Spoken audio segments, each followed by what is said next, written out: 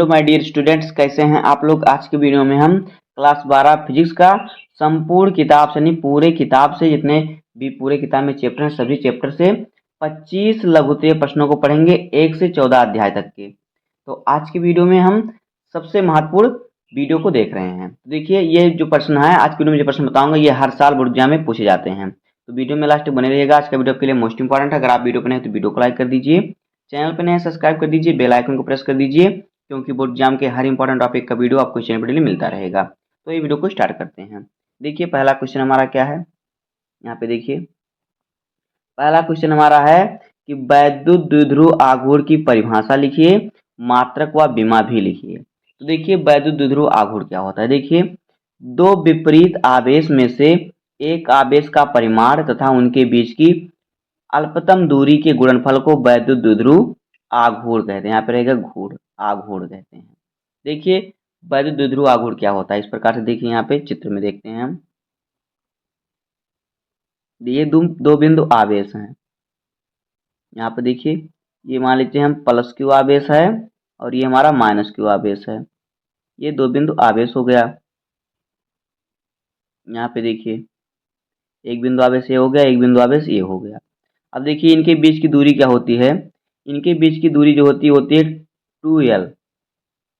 विद्युत द्विध्रुव के बीच की दूरी कितनी होती है, 2l होती है। तो देखिए, कह रहा है कि दो विपरीत आवेशों में से एक आवेश का परिमाण था इनके बीच की दूरी, यानी चाहे प्लस क्यू आवेश लीजिए चाहे माइनस क्यू आवेश लीजिए, दोनों बीच की इसके बीच का परिणाम। तो देखिए कितना हो गया, तो पी हमारा वैद्युत द्विध्रुव आघूर्ण को हम पी से प्रदर्शित करते हैं, तो हो जाएगा हमारा पी बराबर, देखिए क्यू, इनके बीच का आवेश है क्यू इंटू 2l, इनके बीच की दूरी और एक क्या है, एक आवेश। आवेशों में से एक आवेश का परिमाण था इनके बीच की दूरी के अल्पतम दूरी के गुणनफल के बराबर होता है। तो यहाँ पे देखिए, ये होता है वैद्युत द्विध्रुव आघूर्ण का सूत्र P बराबर Q इंटू 2l, जिसे 2QL भी कहते हैं। इसे हम सही तरीके से लिखेंगे तो हमारा हो जाएगा P बराबर, देखिए 2QL, ये हो जाएगा सूत्र। वैद्युत द्विध्रुव आघूर्ण का ही सूत्र होता है। अब देखिए, इसकी विमा क्या होती है। वैद्युत द्विध्रुव आघूर्ण की विमा देखिए क्या होती है। यहाँ पे देखिए, इसकी जो विमा होती है, यहाँ पे देखिए, पहले इसका मात्रक जान लेते हैं। इसका जो मात्रक होता है ये होता है, देखिए कूलाम मीटर, कूलाम मीटर होता है इसका मात्रक। इसे डीवाई भी कहते हैं, या डीवाई, इसका मात्रक डीवाई भी होता है, तो डीवाई भी आप लिख सकते हैं, ये भी इसका मात्रक होता है। अब देखिए, इसकी विमा क्या होती है। देखिए यहाँ पे इसकी जो विमा होती है, देखिए इसकी विमा होती है LTA, ये होता है इसकी विमा, और ये होता है इसका मात्रक। और सूत्र भी हमने आपको बताया, ये भी इसका एक मात्रक होता है, डीवाई भी इसका मात्रक होता है। आगे देखिए, दूसरा क्वेश्चन देखिए हमारा क्या है। दूसरा क्वेश्चन है कि आवेश का रेखीय घनत्व किसे कहते हैं, इसका मात्रक लिखिए। तो देखिए, आवेश का रेखीय घनत्व क्या होता है, किसी चालक की प्रति एकांक लंबाई पर स्थित आवेश की मात्रा को आवेश का रेखीय घनत्व कहते हैं। किसी चालक की प्रति एकांक लंबाई पर उपस्थित जो आवेश होता है उस आवेश की मात्रा को रेखीय घनत्व कहते हैं, और इसे लैम्डा से प्रदर्शित करते हैं। रेखीय आवेश घनत्व को हम लैम्डा से प्रदर्शित करते हैं। इसका देखिए सूत्र क्या होता है, यहाँ पे देखिए इसका सूत्र होता है लैम्डा बराबर क्यू बटे यल। क्यू आवेश होता है और ये एल होती है लंबाई। कह रहा है किसी चालक की प्रति एकांक लंबाई पर उपस्थित आवेश की मात्रा को ही रेखीय घनत्व कहते हैं। तो ये होता है, जो लैम्डा होता है उससे हम लैम्डा से हम रेखीय घनत्व को प्रदर्शित करते हैं। यल हमारा लंबाई और क्यू आवेश है। देखिए, इसका मात्रक क्या होता है, इसका जो मात्रक होता है, रेखीय घनत्व का जो मात्रक होता है वो देखिए क्या होता है, वो होता है कूलाम मीटर। क्या होता है, यहाँ पे देखिए, ये इसका जो मात्रक होता है कूलाम मीटर, कूलाम मीटर, ये इसका मात्रक होता है। आगे देखिए, तीसरा क्वेश्चन देखिए हमारा क्या है। तीसरा क्वेश्चन हमारा है कि आवेश का पृष्ठ घनत्व किसे कहते हैं, इसका मात्रक लिखिए। तो देखिए आवेश का पृष्ठ घनत्व क्या होता है। किसी चालक चादर की प्रति एकांक क्षेत्रफल पर उपस्थित आवेश की मात्रा को आवेश का पृष्ठ घनत्व कहते हैं। इसे सिग्मा से प्रदर्शित करते हैं। क्या होता है, किसी चालक चादर की प्रति एकांक क्षेत्रफल, कोई चादर है इस प्रकार से, इसके प्रति एकांक क्षेत्रफल पर उपस्थित जो इस पर आवेश होगा, उस आवेश की मात्रा को ही आवेश का पृष्ठ घनत्व कहते हैं। अब देखिए इसका जो सूत्र होता है क्या होता है। देखिए आवेश पृष्ठ घनत्व का सूत्र होता है सिग्मा बराबर क्यू बटे ए, जहाँ पर क्यू जो होता है आवेश होता है और ए जो होता है क्षेत्रफल होता है। इसका मात्रक देखिए क्या होता है, यहाँ पे देखिए इसका जो मात्रक होता है,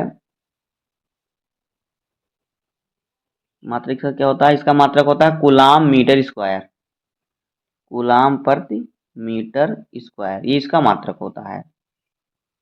अब आगे देखिए चौथा नंबर क्वेश्चन देखिए हमारा क्या है। चौथा क्वेश्चन है कि समविभव पृष्ठ की परिभाषा व विशेषता लिखिए। देखिए इसकी परिभाषा समविभव पृष्ठ की, किसी विद्युत क्षेत्र में स्थित वह पृष्ठ जिसके प्रत्येक बिंदु पर विभव समान हो उसे समविभव पृष्ठ कहते हैं। किसी भी विद्युत क्षेत्र में स्थित वह पृष्ठ जिसके प्रत्येक बिंदु पर विभव क्या हो, समान हो। यहाँ पे देखिए मान लीजिए कि ये हमारा एक पृष्ठ है, यहाँ पे हमारा ये विद्युत क्षेत्र में रखा गया है। यहाँ पे देखिए हमारा एक बिंदु है जिस पर क्या है, प्लस क्यू आवेश है। कितना आवेश है, प्लस क्यू आवेश है। आगे देखिए मान लीजिए कि इसके जितने भी इस पे पृष्ठ हैं, इसके सभी पृष्ठ पर जो आवेश है क्या है, समान है।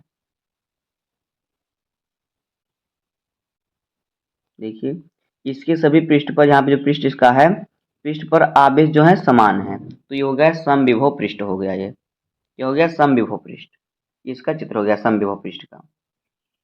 अब देखिए समविभव पृष्ठ की क्या होती है विशेषता, परिभाषा एक बार और देख लेते हैं कि किसी विद्युत क्षेत्र में स्थित वह पृष्ठ जिसके प्रत्येक बिंदु पर विभव समान होता है उसे समविभव पृष्ठ कहते हैं।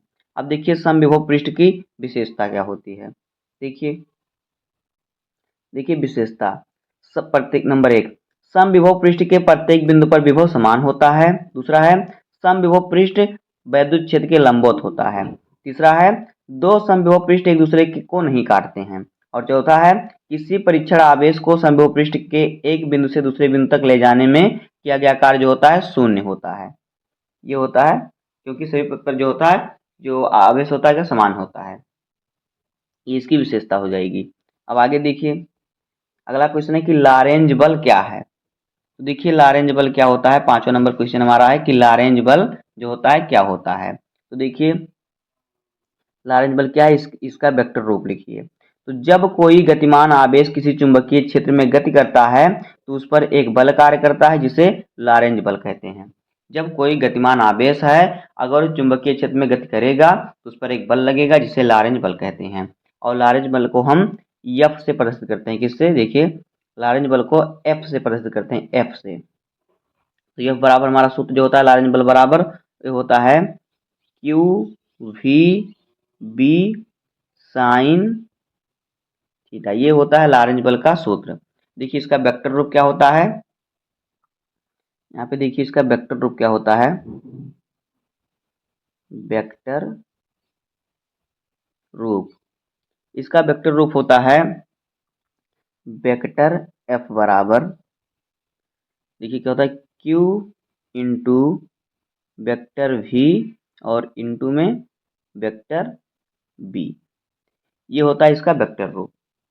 तो ये होता है लॉरेंज बल का सूत्र और ये होता है इसका वेक्टर रूप। अब आगे देखिए अगला क्वेश्चन, अगला क्वेश्चन देखिए हमारा क्या है, क्वेश्चन नंबर 6। ये कह रहा है कि एम्पियर का परिपथीय नियम क्या है। तो देखिए एम्पियर का परिपथीय नियम क्या है, देखिए इस नियम के अनुसार किसी बंद बंद परिपथ की सीमा के अनुदिश चुंबकीय क्षेत्र का रेखीय समाकलन बंद परिपथ द्वारा परिबद्ध कुल धारा का अपसरण नाट गुना होता है। यहाँ पे रहेगा परिपथ, तो बंद परिपथ द्वारा परिबद्ध कुल धारा का अपसरण नाट गुना होता है। इसका सूत्र देखिए क्या होता है, एम्पियर के परपथीय नियम का जो सूत्र होता है, क्या होता है, यहाँ पे समाकलन लगाएंगे पहले हम।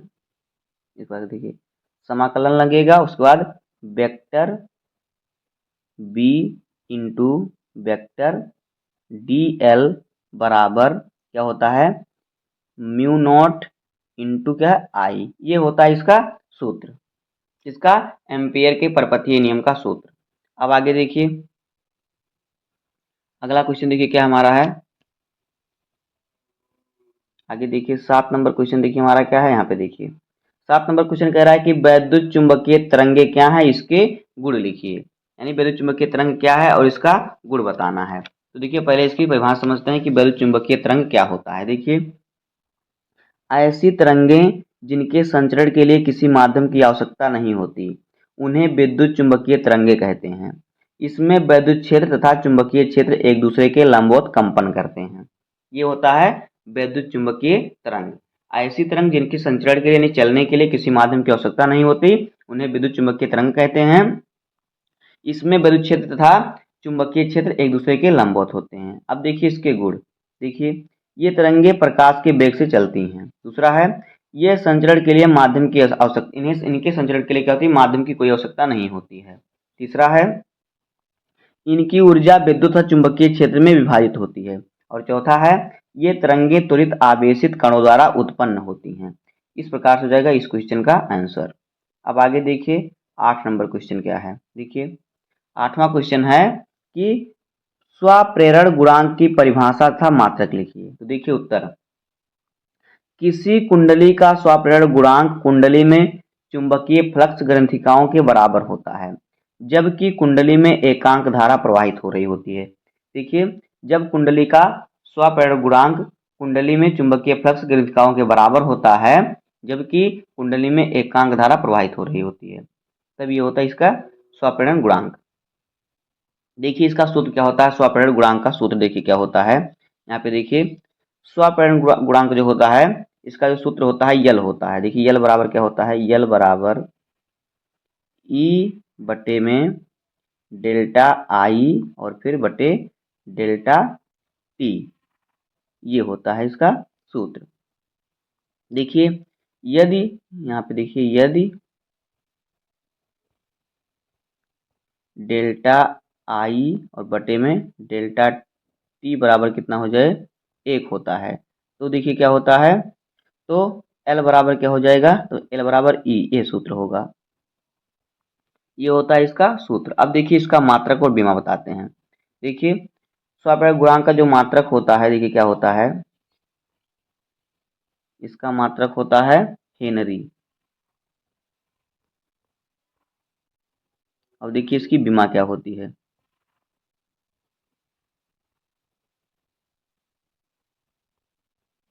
इसकी बीमा देखिए क्या होती है, इसकी बीमा होती है देखिए M M L two T के पावर -2 और फिर ये क्या होता है ए के पावर -2, ये होती है इसकी बीमा, एम एल टू टी के पावर -2 और ए के पावर -2। अब आगे देखिए अगला क्वेश्चन, देखिए क्या है, क्वेश्चन नंबर 9। देखिए क्वेश्चन नंबर 9 है कि अन्योन्य प्रेरण गुणांक की परिभाषा व मात्रक लिखिए।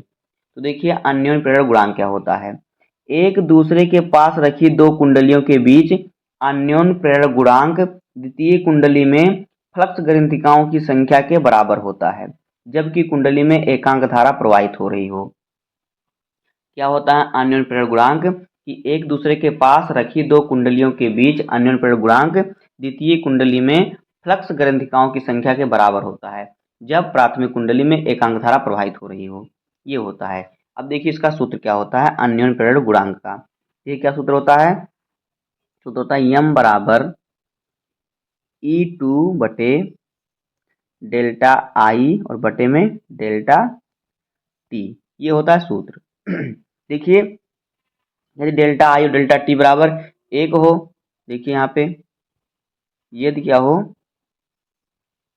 यदि डेल्टा आई और बटे डेल्टा टी बराबर इसका मान कितना हो, 1 हो, तब क्या हो जाएगा, तब इसका सूत्र होगा यम बराबर E2, तो ये इसका सूत्र हो जाएगा। अब देखिए इसका मात्रक और बीमा देखते हैं। तो देखिए इसका मात्रक और बीमा क्या होता है, यहाँ पे देखिए इसका जो मात्रक होता है हेनरी होता है, अन्य प्रेरक गुणांक का भी मात्रक क्या होता है, हेनरी होता है, हेनरी। और इसका देखिए जो बीमा होता है क्या होता है,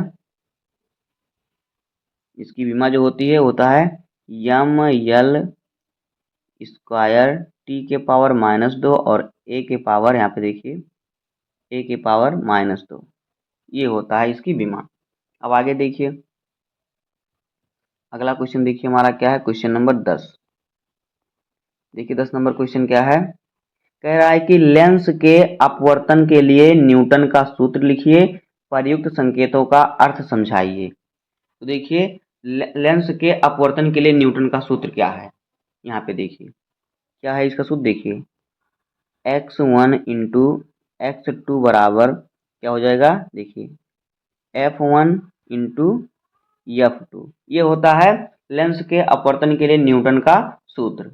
अब देखिए इसका जो अर्थ क्या है प्रयुक्तों का, देखिए जहाँ पे x1 जो है यहाँ पे देखिए, यहाँ पे देखिए जो x1 है देखिए क्या है, यह है द्वितीय फोकस से वस्तु की दूरी, क्या है देखिए, सॉरी जो x1 है ये प्रथम फोकस से वस्तु की दूरी है, और यहाँ पे देखिए और जो यहाँ पे x2 दिख रहा है ये द्वितीय फोकस से वस्तु की दूरी है, यह है प्रथम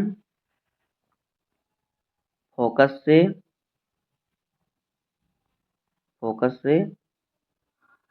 वस्तु की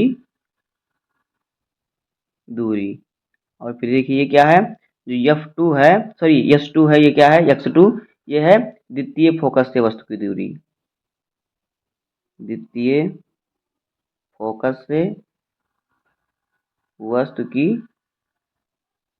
दूरी, ये होता है इसके प्रतीकों का अर्थ। अब आगे देखिए अगला क्वेश्चन देखिए क्या है, 11 नंबर क्वेश्चन हमारा है, कह रहा है कि प्रिज्म के पदार्थ का अपवर्तनांक सूत्र लिखिए, प्रयुक्त प्रतीकों का अर्थ लिखिए। तो देखिए प्रिज्म के पदार्थ के अपवर्तनांक का सूत्र क्या होता है, देखिए इसका जो सूत्र होता है वो होता है n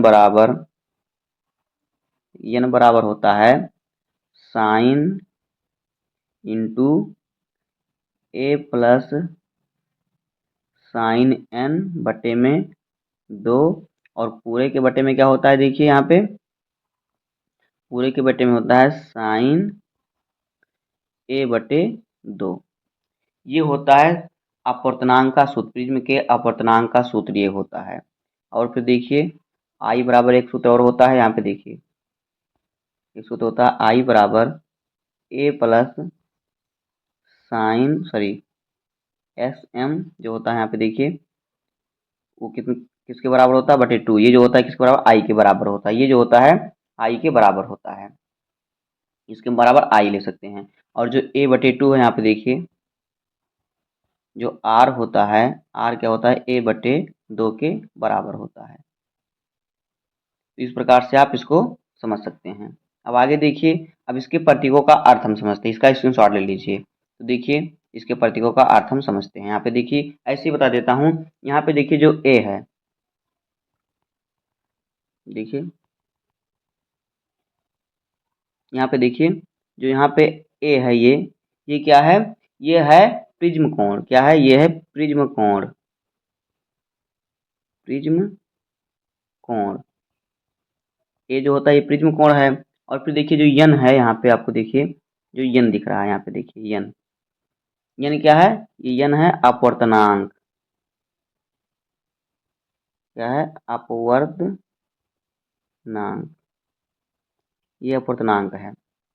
और फिर देखिए क्या है जो यहाँ पे एस एम आपको ये दिख रहा है, ये क्या है, ये है अल्पतम विचलन कोण, क्या है ये देखिए यहाँ पे आपको बताते हैं यहाँ पे लिख के, क्या है ये है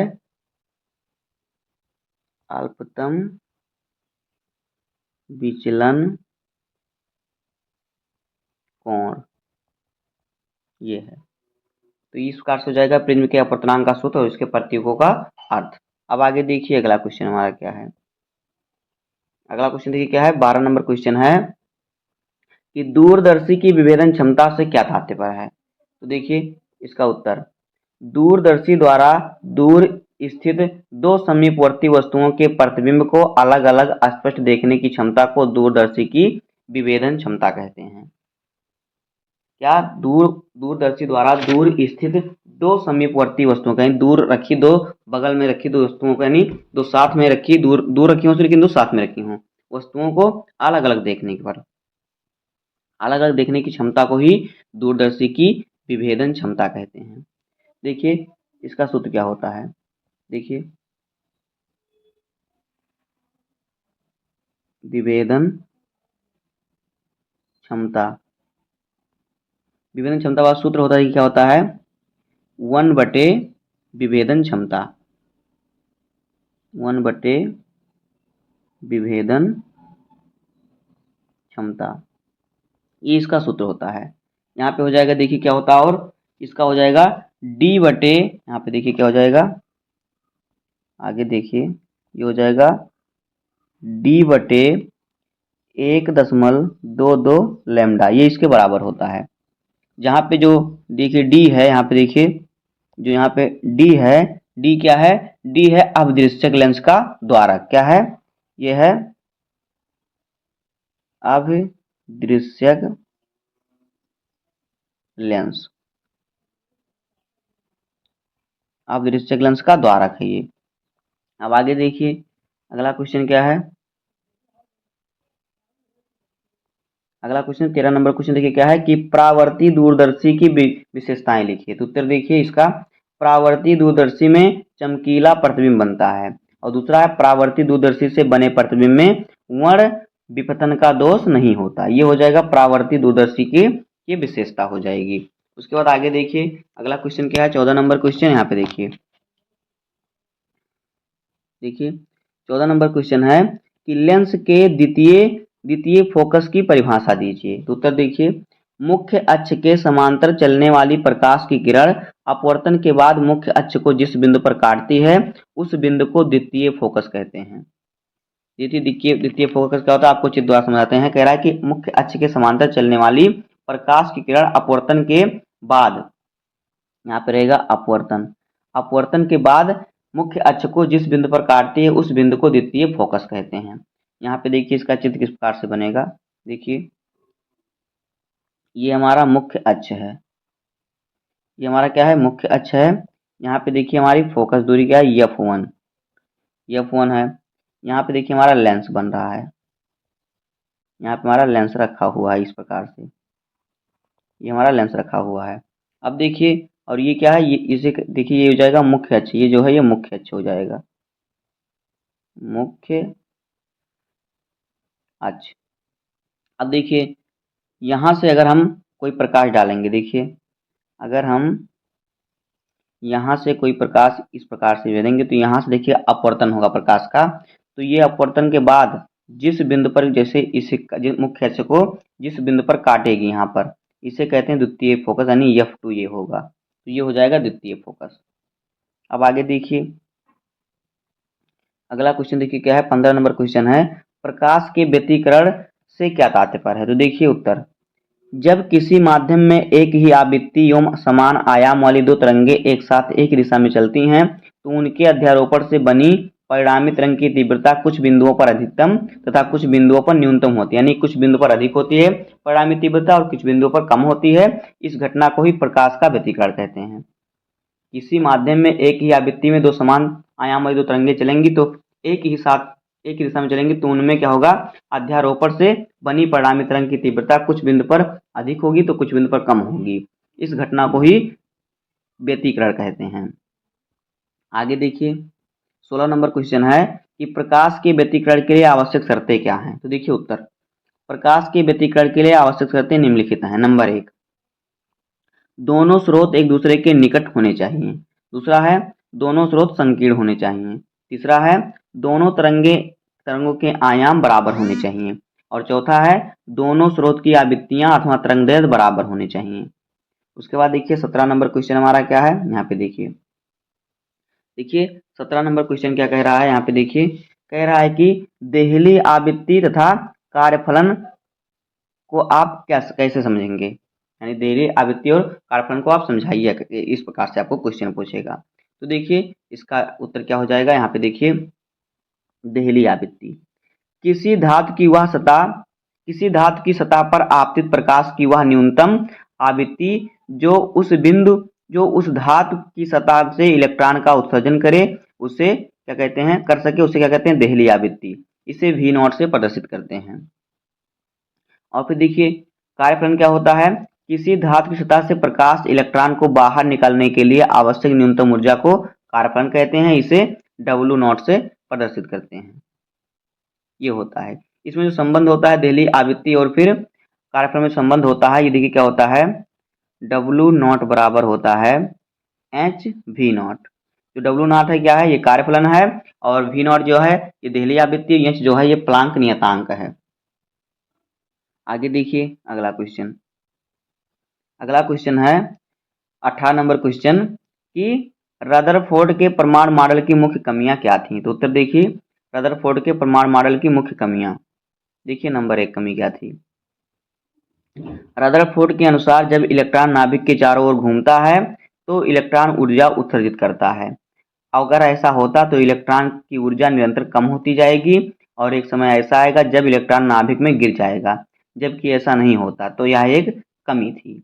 दूसरा है रदरफोर्ड के अनुसार इलेक्ट्रॉन सभी संभव त्रिज्याओं वृत्ताकार कक्षाओं में घूमता है, जबकि ऐसा नहीं होता, अर्थात परमाणु केवल कुछ निश्चित कक्षाओं में ही घूमता है। अतः यह मॉडल रेखीय स्पेक्ट्रम की व्याख्या करने में असमर्थ रहा, तो ये भी एक कमी है। तो इस प्रकार से रदरफोर्ड के परमाणु मॉडल की 2 कमी हो जाएगी।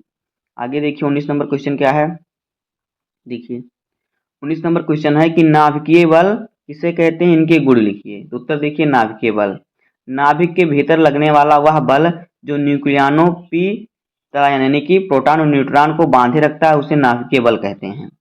नाभिक के भीतर लगने वाला वह बल जो न्यूट्रॉन और प्रोटॉन और न्यूट्रॉन को बांधे रखता है, उसे क्या कहते हैं, उसे कहते हैं नाभिकीय बल। इसके गुण देखिए नंबर 1, ये बल आकर्षण बल होते हैं। दूसरा है ये बल अत्यंत तीव्र होते हैं। तीसरा है ये बल लघु परिसर के होते हैं। अब देखिए 20 नंबर क्वेश्चन है कि नाभिकीय संलयन क्या है, उदाहरण सहित समझाइए। तो उत्तर देखिए नाभिकीय संलयन का देखिए उत्तर, देखिए जब 2 या 2 से अधिक हल्के नाभिक परस्पर मिलकर एक भारी नाभिक का निर्माण करते हैं तो इस प्रक्रिया को नाभिकीय संलयन कहते हैं। नाभिक का मिलना ही नाभिकीय क्या है, नाभिक का मिलना ही नाभिकीय संलयन कहलाता है। जैसे कि जब 2 छोटे छोटे नाभिक मिलकर एक बड़े नाभिक का निर्माण करते हैं तो इसे कहते हैं नाभिकीय संलयन। तो यहाँ पे देखिए कैसे, इसका उदाहरण समझिए एक बार।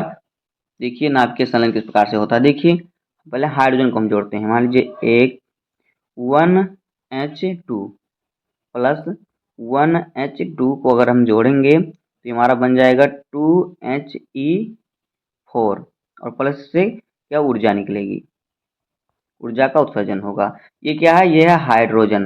क्या है, ये हाइड्रोजन है, इसको आप समझ ही रहे होंगे।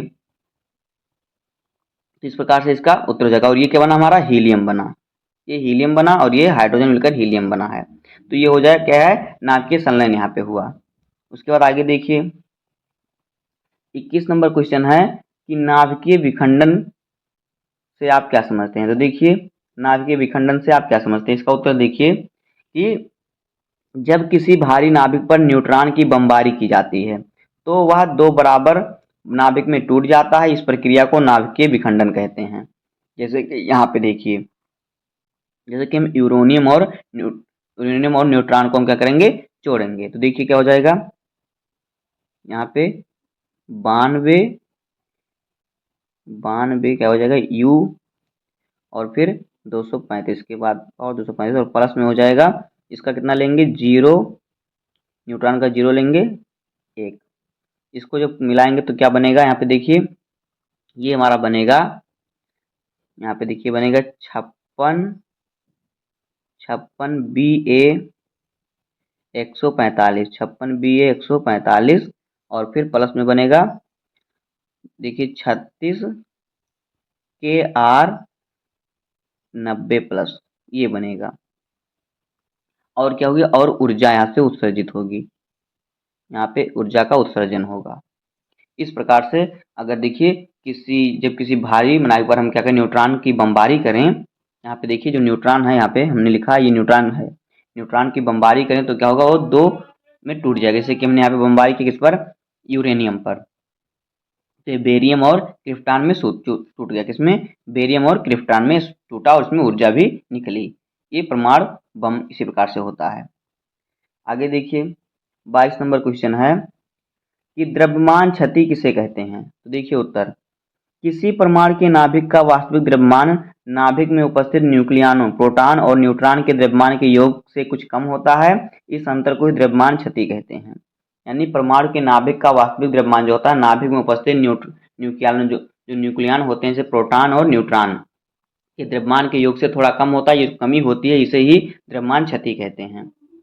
जिसमें कमी होती है इसे क्या कहते हैं, द्रव्यमान क्षति कहते हैं। इसका देखिए, इसके निकालने के लिए सूत्र देखिए क्या होता है। द्रव्यमान क्षति निकालने के लिए सूत्र यहाँ पे देखिए क्या होता है। यहाँ पे देखिए डेल्टा एम बराबर, ठीक क्या होता है, जेड इंटू एम पी और प्लस में into A minus Z into M N कोष्टक में माइनस एम, इतना होता है हमारा। देखिए यहाँ पर जो, यहाँ पे देखिए यहाँ पे जो डेल्टा एम है, ये जो है ये है द्रव्यमान क्षति। और फिर यहाँ पे देखिए जो जेड है, जेड क्या है, जेड है प्रोटॉन की संख्या। और देखिए ए माइनस जेड जो है यह न्यूट्रॉनों की संख्या। और फिर देखिए यहाँ पर जो आपको दिख रहा है एम पी, ये एम पी है, ये क्या है, ये है प्रोटॉन का द्रव्यमान। और जो एम एन है ये जो है यह है न्यूट्रॉन का द्रव्यमान। तो ये हो जाएगा इसका, इसके प्रतीकों का नाम। आगे देखिए अगला क्वेश्चन क्या है। अगला क्वेश्चन देखिए क्या है, क्वेश्चन नंबर 23 कह रहा है कि पी तथा एन प्रकार का अर्धचालक कैसे बनते हैं। तो देखिए उत्तर, पी प्रकार का अर्धचालक देखिए कैसे बनता है। पी प्रकार का अर्धचालक देखिए, जब शुद्ध सिलिकॉन में 3 संयोजकता वाले अपद्रव्य एल्यूमिनियम एवं बोरान को मिलाने पर पी प्रकार का अर्धचालक बनता है। जब शुद्ध सिलिकॉन में जिसकी संयोजकता 3 हो उस अपद्रव्य को मिलाया जाए तो ये क्या बनता है, पी प्रकार का अर्धचालक बनता है। उसके बाद क्या है, एन प्रकार का अर्धचालक, जब शुद्ध सिलिकॉन में 5 संयोजकता वाले अपद्रव्य को मिलाया जाता है जैसे कि फास्फोरस आर्सेनिक, तब एन प्रकार का अर्धचालक बनता है। इस प्रकार से हो जाएगा इसका आंसर। आगे देखिए अगला क्वेश्चन है 24 नंबर क्वेश्चन कि फोटो डायोड में पी एन सन डायोड को किस प्रकार संयोजित किया जाता है। देखिए इसका उत्तर, फोटो डायोड के निर्माण के लिए पी एन सन डायोड को जिसका पी क्षेत्र काफी पतला होता है वह पारदर्शी होता है। जो पी क्षेत्र होता है पी एन सन डायोड का, एक कांच तथा प्लास्टिक के आवरण में इस प्रकार रखते हैं कि संद की ऊपरी भाग पर प्रकाश सरलता से पहुंचता रहे। जो ऊपर का भाग होता है उस पर प्रकाश आसानी से पहुंचता रहे। तो इस प्रकार से फोटो डायोड में पी एन सन डायोड को जोड़ा जा सकता है। आगे देखिए अगला क्वेश्चन 25 नंबर क्वेश्चन है पी एन सन डायोड के अवक्षय परत तथा विभव प्राचीर पर पश्च अभिनति का क्या प्रभाव पड़ता है। तो उत्तर देखिए, पश्च अभिनति की स्थिति में अवक्षय परत की मोटाई ज्यादा हो जाती है तथा विभव प्राचीर का मान बढ़ जाता है। इस प्रकार से हो जाएगा इस क्वेश्चन का आंसर। तो दोस्तों इसी प्रकार से हो जाएगा क्लास 12 फिजिक्स के 25 महत्वपूर्ण अति लघुत्तरीय प्रश्न जो हमारे पूरे किताब से लिए गए हैं चैप्टर 1 से चैप्टर 14 तक के। तो उम्मीद करता हूं कि आपको वीडियो पसंद आया होगा। इतने में से ही आपको बोर्ड एग्जाम में लघुत्तरीय प्रश्न पूछता है। तो उम्मीद करता हूं कि आपको वीडियो पसंद आया होगा। अगर आपको वीडियो पसंद आए तो वीडियो को लाइक कर दीजिए, चैनल पर नए सब्सक्राइब कर दीजिए, बेल आइकन को प्रेस कर दीजिए क्योंकि बोर्ड एग्जाम के हर इंपॉर्टेंट टॉपिक का वीडियो आपको चैनल पर डेली मिलता रहेगा। तो मिलते हैं किसी नेक्स्ट वीडियो में, तब तक के लिए धन्यवाद। जय हिंद।